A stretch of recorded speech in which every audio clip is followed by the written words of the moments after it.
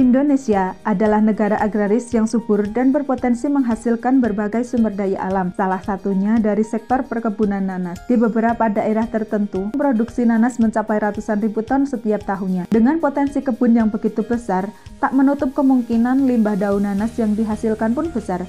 Apalagi, tanaman ini biasanya dibongkar setelah 2 atau 3 kali panen. Sayangnya, masih banyak petani yang menganggap daun nanas ini sebagai sampah dan hanya mengandalkan panen buahnya saja. Untuk itu, supaya limbah daun nanas tidak berakhir sia-sia, maka diperlukan hilirisasi menjadi barang yang punya nilai jual tinggi, yaitu dengan mengolahnya menjadi serat kasar. Serat kasar ini nantinya bisa diolah menjadi kapas, dan dari kapas inilah kita dapat memproduksi berbagai produk, entah itu dalam bidang fashion, kesehatan, peredam suara, green leather, dan lain-lain. Akhir-akhir ini, fashion dunia sangat mengedepankan konsep yang sustainable, kembali ke alam, dengan menggunakan bahan-bahan alami tanpa pestisida dan sebagainya. Di Indonesia bisa dirasakan bahwa masa kejayaan industri tekstil mulai menurun. Di sisi lain, Cina, Bangladesh, Vietnam, Pakistan, dan India melakukan inovasi berupa pengembangan produk dengan mengkombinasikan penerapan teknologi baru dan menggunakan bahan lokal baru dalam industri tekstil. Dengan adanya serat nanas ini, diharapkan dapat menjadi ide inovasi baru para penggiat fashion untuk mengembangkan masa kejayaan fashion Indonesia seperti pada tahun 80-90-an ke dunia. Benang serat nanas yang kami hasilkan 100% alami. Kami tidak menggunakan bahan-bahan kimia.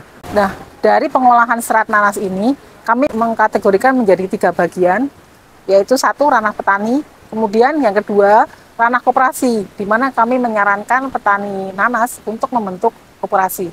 Dan yang ketiga adalah industri besar. Yang pertama adalah pengolahan di tingkat petani. Jadi kami menyarankan petani untuk mengolah daun nanas menjadi serat kasar dengan proses dekortikasi. Nah, dari daun nanas itulah akan menjadi serat kasar seperti ini. Pengolahan dari daun menjadi serat kasar itu adalah pengolahan di ranah petani. Nah, dari serat kasar ini bisa juga diolah menjadi kerajinan, ya. Seperti bisa dibuat menjadi tas ini atau tas seperti ini. Nah, bisa juga kerajinan yang lain seperti topi atau alas.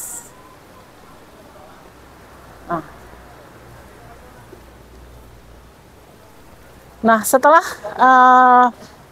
dari serat kasar ini, itu kemudian diolah oleh koperasi, di mana koperasi itu adalah merupakan kumpulan dari petani nanas.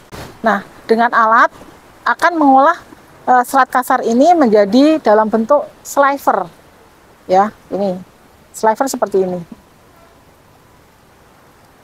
Dari sliver ini, koperasi bisa mengolah menjadi benang dengan hand spinning, sehingga menjadi benang seperti ini. Benangnya memang masih besar-besar kalau hand spinning. Nah, dari hand spinning ini bisa diolah menjadi kain.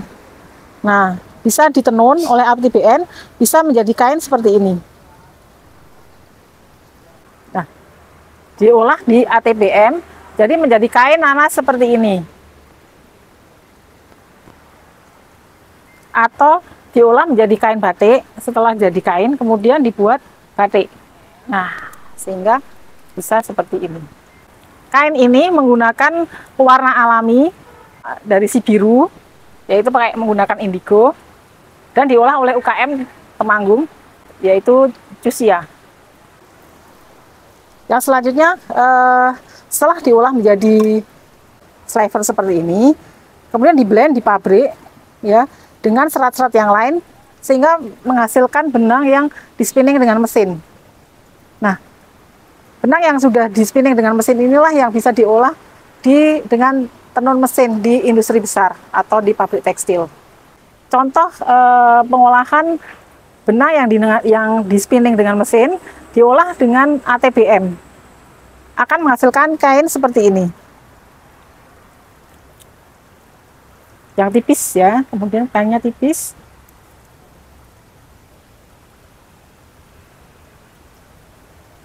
Ini cocok untuk wastra. karena kain benangnya belum ditenun dengan mesin. Jadi ini masih pakai ATBM.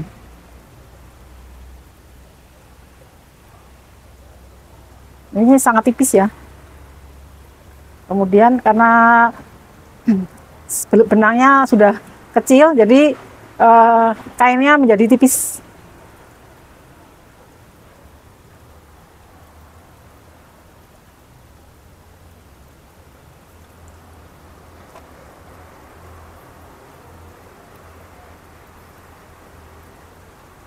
Kalau ini yang denim, kita uji coba menjadi kain denim untuk menggunakan ATBM. Yang ATBM bisa dibuat baju menjadi baju seperti ini.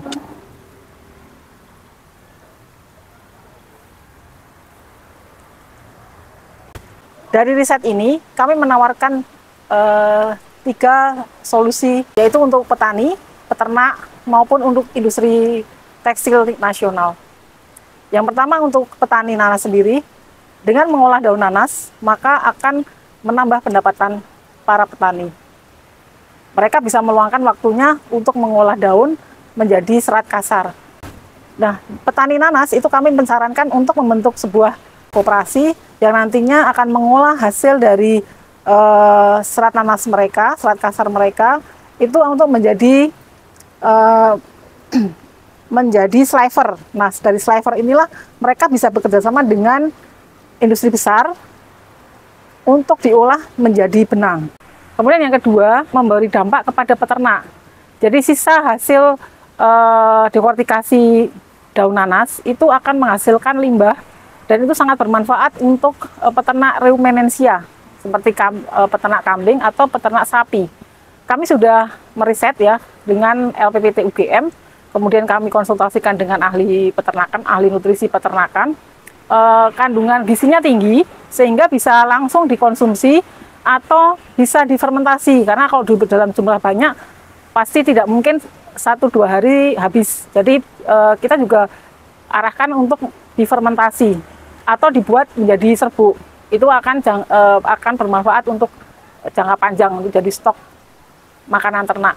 Ini untuk menghadapi kemarau yang panjang, nah itu bisa dimanfaatkan dengan dikeringkan terlebih dahulu. Nah, kemudian yang selanjutnya, kami menawarkan solusi untuk industri tekstil nasional, di mana masih ketergantungan kapas sangat tinggi. Dengan mencampur dengan serat nanas ini, maka value dari kain yang dihasilkan oleh pabrik tekstil akan meningkat.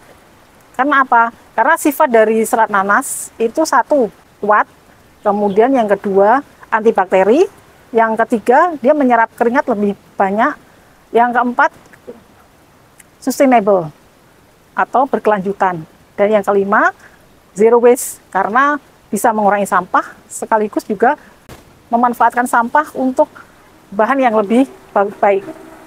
Nah, dari solusi yang kami tawarkan ke industri tekstil nasional ini nantinya bisa menjadi kain yang bermutu tinggi. Kemudian setelah diolah menjadi fashion, di branding dengan seperti kain anti UV, anti panas, anti bakteri, kemudian kain yang menyerap keringat, dan lain-lain. Karena sifatnya akan menjadi lebih nyaman ketika dibuat menjadi kain, kemudian menjadi fashion. Nah, itulah solusi yang kami tawarkan dengan penelitian ini. Selain itu, di masa depan, karena sudah bisa diolah menjadi benang dengan mesin, memungkinkan sekali menjadi komposit untuk badan atau sayap pesawat terbang dengan diolah menjadi grey cloth. Nah, ini menjadi solusi yang besar dan bisa menghasilkan sesuatu yang value-nya lebih tinggi, sehingga harganya bisa menjadi lebih tinggi dibanding dengan masuk di tekstil.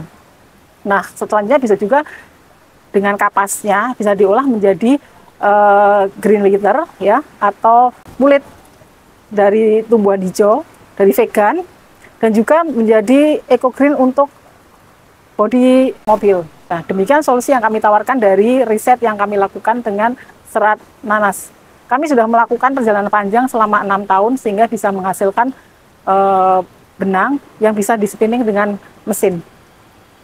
Jadi, proses pengolahan limbah daun nanas ini dapat menjadi usaha yang terus berkelanjutan sehingga cukup potensial untuk dimanfaatkan dan menjadi industri besar. Penelitian ini kami fokuskan juga untuk memberikan solusi bagi berbagai pihak, di antaranya petani nanas, peternak, dan inovasi baru untuk industri tekstil. Serat nanas ini juga dapat menjadi solusi untuk menjawab tantangan di masa depan karena sustainabilitas dan multifungsinya. Meski selama ini dianggap sebagai sampah, namun nyatanya punya kelebihan dalam segi zero waste, bisa jadi inovasi baru dan dapat dimanfaatkan menjadi barang yang bernilai tinggi.